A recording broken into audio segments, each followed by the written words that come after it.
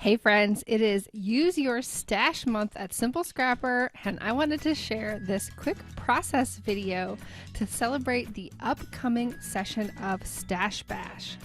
Stash Bash is our 7-day experience just for My Simple Scrapper community members, where you get to dive into creative challenges to declutter, use up, and organize your stash of scrapbook supplies.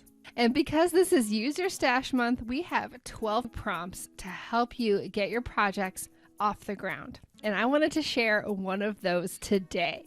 This is the Wreath Challenge, where you take a whole heck of a lot of supplies and arrange them in a circular or approximately circular fashion on your page, and it is just so much fun to play with layers. I hope you enjoyed this fast forward peek into my creative process, and I hope to see you in Stash Bash.